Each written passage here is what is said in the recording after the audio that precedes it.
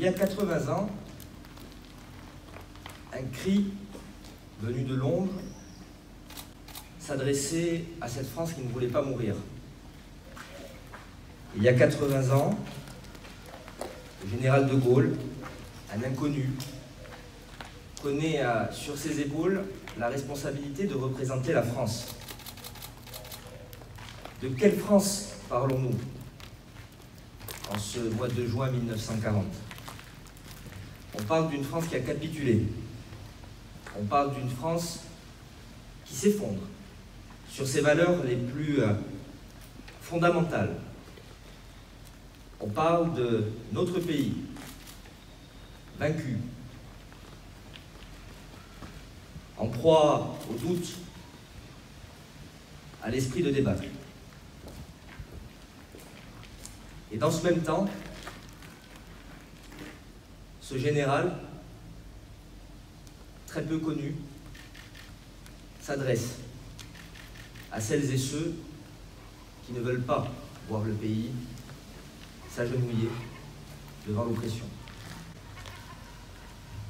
Parmi ces hommes et ces femmes qui ont entendu ce message, peut-être pas le 18 juin,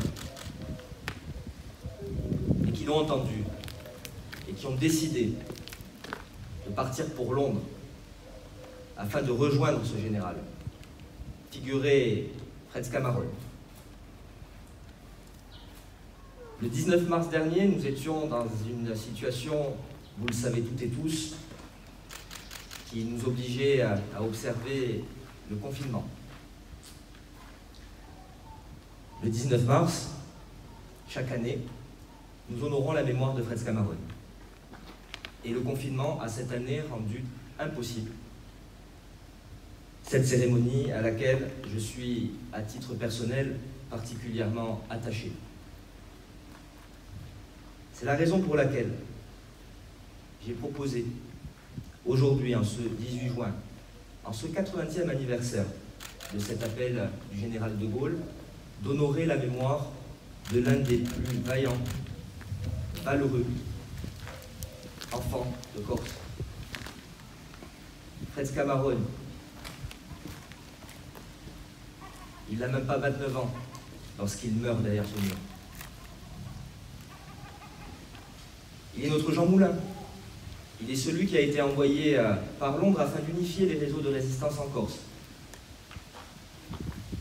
Issu de la préfectorale, brillant, courageux, il se met au service du général de Gaulle et d'une certaine idée de la France.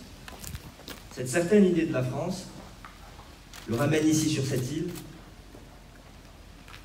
afin de faire cette résistance et de faire gagner ses idéaux. Vous connaissez la suite. À l'instar d'autres, Fred Cameron y a été arrêté, il a été torturé, il s'est donné la mort dans cette cellule et a écrit avec son sang « Je n'ai pas parlé, vive de Gaulle, vive la France ». Il ne verra donc pas, quelques mois plus tard, la liesse de la libération de la Corse, premier morceau de France libérée, comme le dira Charles de Gaulle sur la place du Diamant, depuis rebaptisée à son nom en septembre 1943. C'est grâce à ces hommes et à ces femmes qui ont entendu ce cri, venu de nulle part, que notre pays a su garder son âme, que malgré l'horreur de l'occupation, que malgré les crimes liés à cette occupation, que notre pays a pu conserver sa grandeur, son âme. Nous ne devons pas oublier. Et aujourd'hui, en tant qu'enfant d'Ajaccio, en tant que maire de cette ville qui est pleinement propriétaire de cet espace, je voudrais rappeler une chose. Nous ne devons jamais oublier. Nous ne devons jamais oublier le message du général de Gaulle en 1940. Il ne faut jamais courber les chines.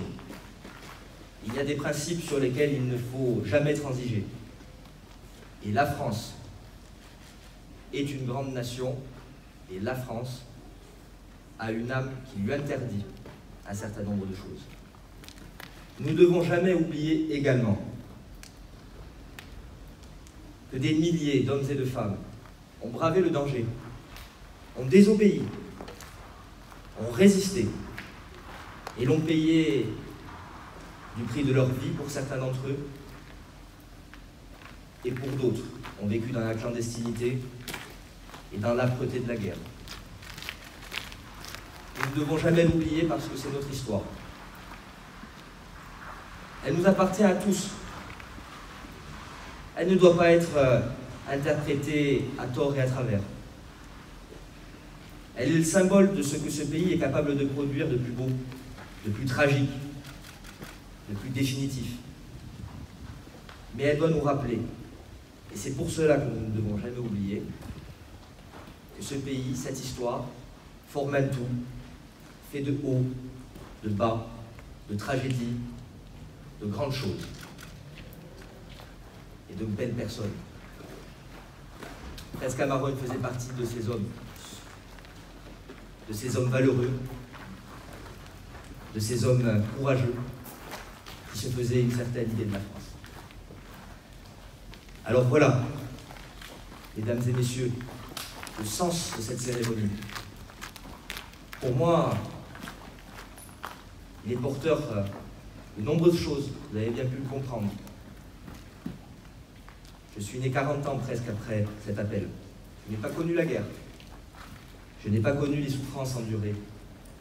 Mais je me souviens, bien que n'étant pas contemporain, je me souviens de ces hommes et de ces femmes.